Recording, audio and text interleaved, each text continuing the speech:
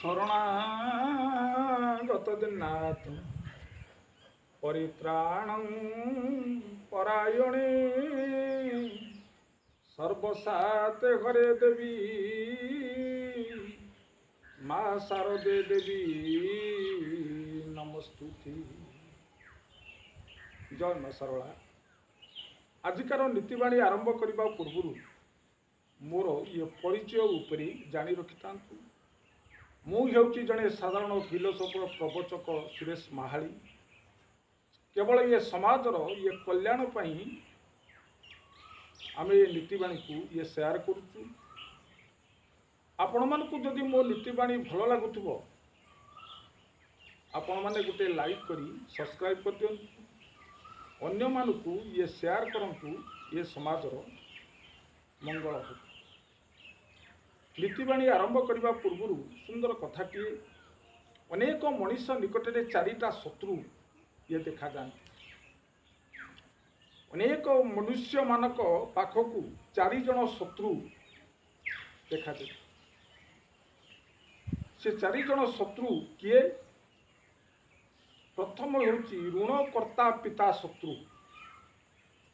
ଯାହାର ବାପ ଋଣ କରିକିନା ବା ବ୍ୟାଙ୍କରୁ ଲୋନ୍ କରିକିନା ସେ ମରିଯାଏ, ତା ପୁଅ ଝିଅ ମାନଙ୍କ ପାଇଁ ବଡ଼ ବିପତ୍ତି ଆସିଯାଏ। ଶେଷରେ ସେ ପୁଅ ଝିଅ ଘରର ଜମିବାଡ଼ି ମଧ୍ୟ ବି ଇଏ ବିକ୍ରି କରିବାକୁ ପଡ଼େ। ଏ ହେଉଛି ପ୍ରଥମ ଶତ୍ରୁ। ଦ୍ୱିତୀୟ ଶତ୍ରୁ ହେଲା ଭାର୍ଯ୍ୟା ରୂପବତୀ ଶତ୍ରୁ। ଯଦି ସ୍ତ୍ରୀଟି ରୂପବତୀ ପଡ଼ିଯାଏ, ସ୍ୱାମୀ ପକ୍ଷେ ବଡ଼ ବିପଦ ଆସିଯିବ। ଯଦି କାହାର ସ୍ତ୍ରୀ ଅତି ସୁନ୍ଦରୀ ହେଇଥିବ, ସ୍ୱାମୀ ପକ୍ଷେ ବଡ଼ ବିପଦ ଆସିବ। ସେ ସ୍ୱାମୀ କେତେବେଳେ ବି ସେ ମର୍ଡର ବି ହେଇଯାଇପାରେ।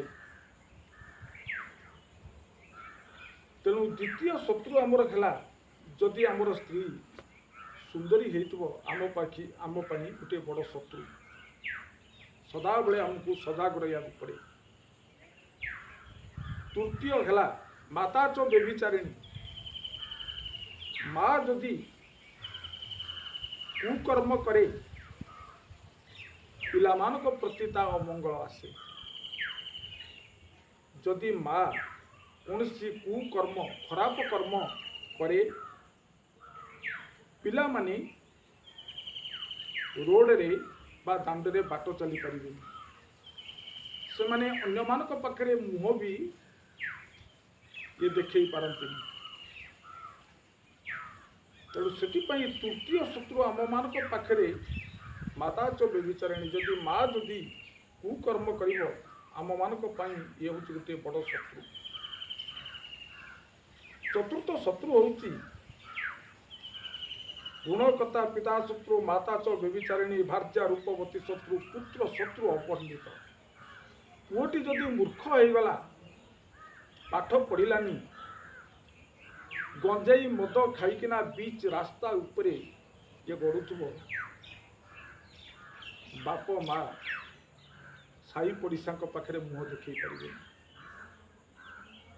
ଯଦି ପିଲାଟି ଯଦି ମୂର୍ଖ ବା ଅପଣ୍ଡିତ ହୁଏ, ବାପ ମାଙ୍କ ପାଇଁ ହେଉଛି ବଡ଼ ଶତ୍ରୁ।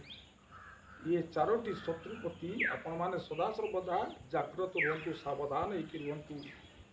କାହିଁକି ନା ଆପଣଙ୍କର ସୁନ୍ଦର ଜୀବନଟାକୁ ଦିନେ ଅସୁନ୍ଦର ହେଇଯାଇପାରେ। ତେଣୁ ଆଜିକାର ଇଏ ନୀତିବାଣୀ ଯଦି ଆପଣମାନଙ୍କୁ ଭଲ ଲାଗିଥିବ, ଆପଣମାନେ ଗୋଟେ ଲାଇକ୍ କରି ସବସ୍କ୍ରାଇବ୍ କରି ଅନ୍ୟମାନଙ୍କୁ ସେୟାର କରନ୍ତୁ। ଆଉ ମୋ ନୀତିବାଣୀକୁ ଯଦି ଆପଣମାନେ ଶ୍ରବଣ କରିଥିବେ, ଆପଣଙ୍କ ଜୀବନ ଧନ୍ୟ ଆଉ ବୈକୁଣ୍ଠପୁର ଲାଭ କରିବେ। ଏତିକି କହି ମୋର ନୀତିବାଣୀକୁ ମୁଁ ଏଇଠି ଇଏ ଶେଷ କରୁଛି। ଇଏ ପ୍ରଣାମ। ଜୟ ଜଗନ୍ନାଥ।